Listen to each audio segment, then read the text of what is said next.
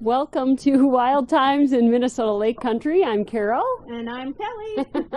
And we are going to see who's who at the bird feeders here.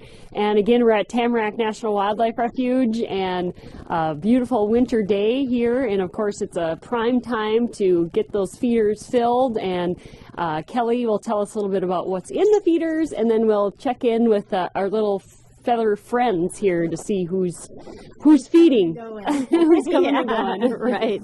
Yeah.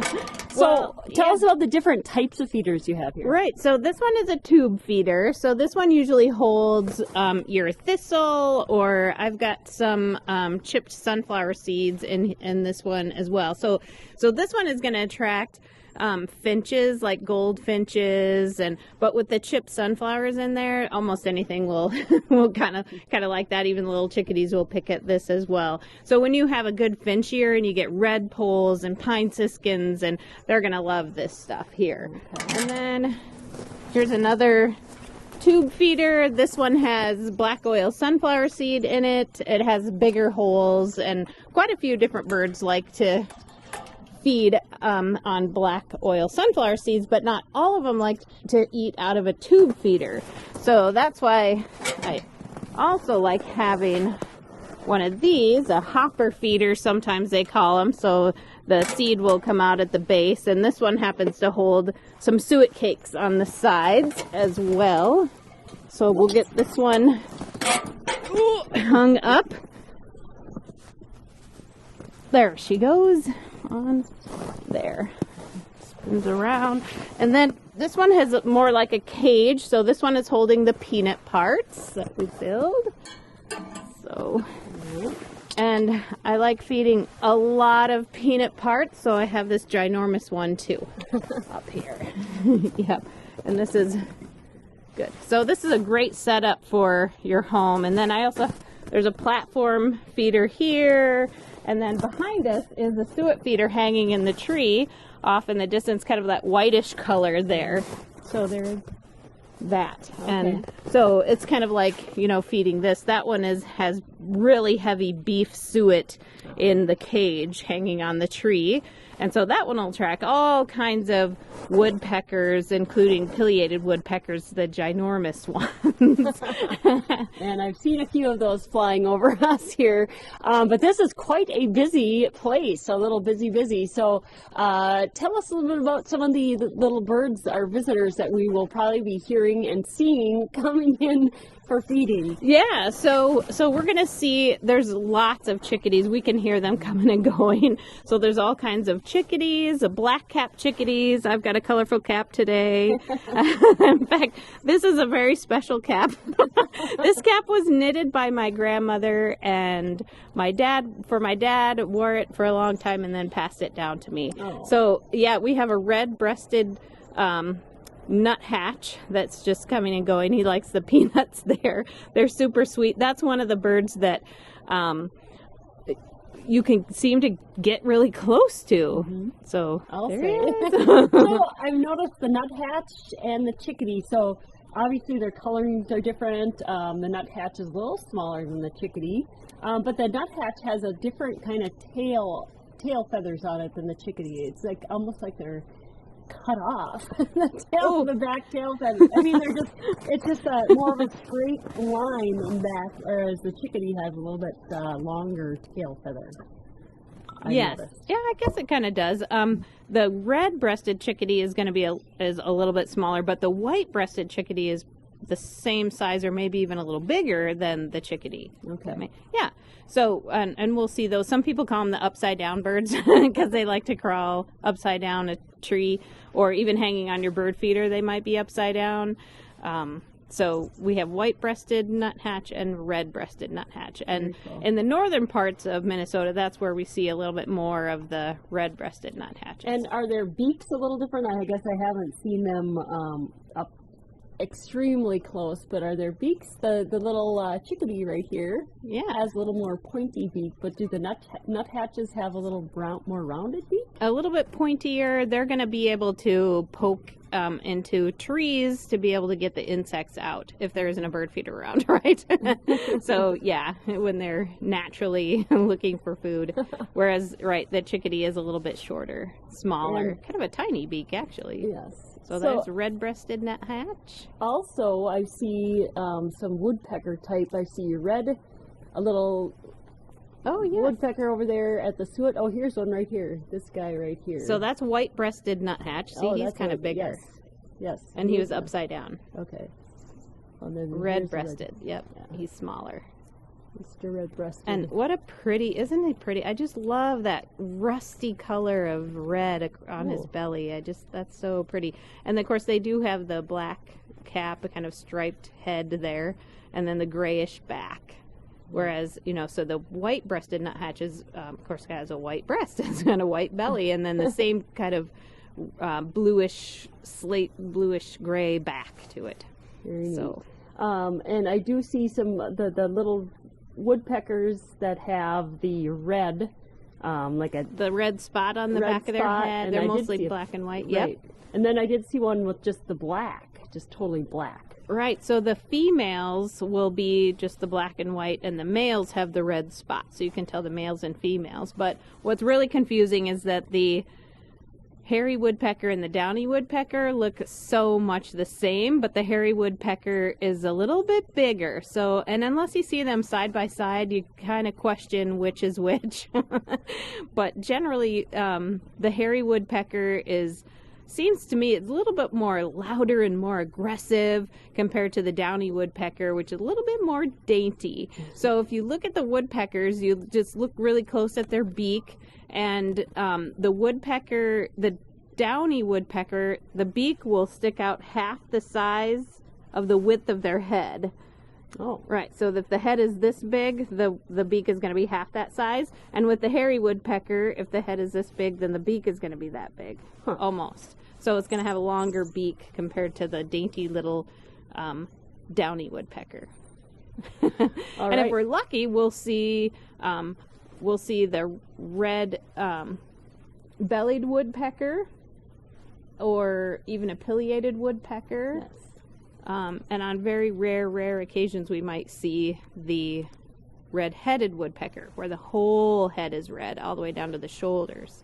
And the red-bellied woodpecker looks kind of like checkered back, and the only spot is actually a tiny, tiny spot on the belly of red. But it also has the red nape back, too. Very So. neat. And these birds that are at the feeder right now are here year-round, aren't they? Yep, Pretty much? yep. In some parts of Minnesota, like you'll see, we get an influx of the red-breasted nuthatch. So there's more of these right now than we would normally see in the summertime. But otherwise, yeah, these are the ones that stick around. And are these found only in Minnesota, or do they? I mean, if somebody from They're pretty Maine widespread. comes here, they will say, "Oh, we've never seen a."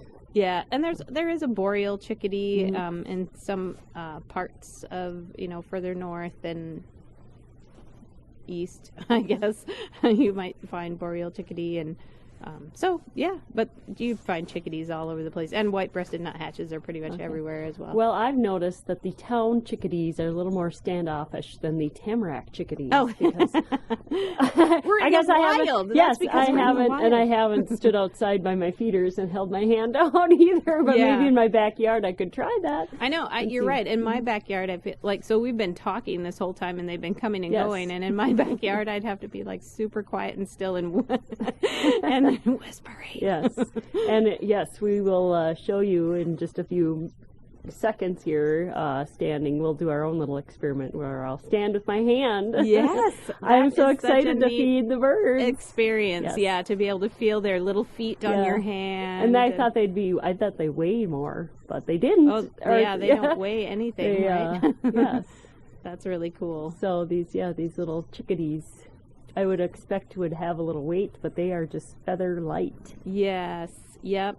And they're so tough. They can survive this, they thrive, it seems, in this weather. They've got it all figured out, how to fluff up their feathers to stay warm, and all the things that they do to stay warm in the winter. But certainly providing just a little bit of extra energy in these peanut parts and suet cakes. One question to you, it's a rather mild winter day, or maybe more normal winter day. Where do these birds go when it gets so bone-chilling cold? Yes, well, if you recall, one day when we were looking at the holes in trees, so a lot of times they will go inside, and even at birdhouses, like bluebird houses, if you have something like that up, there might be several birds roosting in there at night, or some of the holes in trees, and sometimes even just a crook in the tree where they can get out of the wind. And get into their little torpor for the evening. This is amazing. I feel like I just are love we like in Disneyland right now? I hear their, and maybe the sound comes across too here, but you can hear their wings flapping. They've got some powerful little wings that just go, go, go. Yes, doesn't it remind you though of the cartoons? Yeah. So I feel like I should be. I feel like Snow White. I don't have my gown on. No gowns. No. That definitely feels special. Neat. Well, yes. Yeah. So this is great. This is definitely categorized as one of those wild, wonderful times. Yes. This is Being beautiful. The forest here with all the birds. I mean, they don't dive bomb you. They just start going for the food, and they're just kind of funny little birds. Yep. There you go. Eat your nuts. Great little Spit 'em out. red-breasted nuthatch again. Very cute. Oh, he might be my favorite. I just love those. I like the chickadees. Are my favorite. They're just I love their little black heads and their. Yep, and their calls. We were talking Flashlight, about the chickadee call. So, today we've heard a lot of chickadee dee dee. And so they did a study on how many D's, if it's just a chickadee, then there's no, but they communicate with others on the threat, and the level of the threat is higher if there's a lot of D's. So I've been trying to decide how many D's I I make the but chickadees I haven't have. heard, I think we've talked about this before, but are they the ones that also have the... Right. Are they're the cheeseburger call? Yeah. Right. So and we'll start hearing that. We're getting close to February. We'll start hearing that a little bit. Is it because of often. the light or the temperature? So the change in light, right? So it's a generally that's more of their spring call when they're starting to think about nesting and stuff. So generally it's the amount of light that changes that triggers that hormone. Okay. Oh, maybe if I stop moving, they'll come. I've heard a few more calls now. So anyway, I what was does she thinking keep chirping about. I think I might cause 4 D's, like the chickadee dee dee dee. But now I'm just hearing bird flappings. Yeah, they're just happy flappers. They're focused. Just flapping, coming in, checking out, making sure we're not like dangerous threat to them, and You're come in okay. anyway. I think we got the sign. You're okay. We're legit. All right. Well, this is always a wild time with you, Kelly, and hopefully people will get out. Maybe put some food out for your little feather friends, and make your own little. What should we call this? Just a Snow White sanctuary. Yes. You can feel like Snow White too. Right. Yeah, and it's about, they will survive in this area without all these bird feeders hanging around. There's a lot of seeds in the grasses and plants, and they do find food in other places too. But this kind of brings them up so you have a chance to enjoy them as well. So be sure and put your feeder where you can see it from a window so that you can look at it often. Yes. Yeah. They do make you happy. They're just kind of Don't they? Look at our smiles. Just like ear to ear today, because we have birds like coming and going right next to us. This is so cool. I know. All right. Well, until we chat again, until we chirp again, have your own wild time. I'm Carol. And I'm Kelly.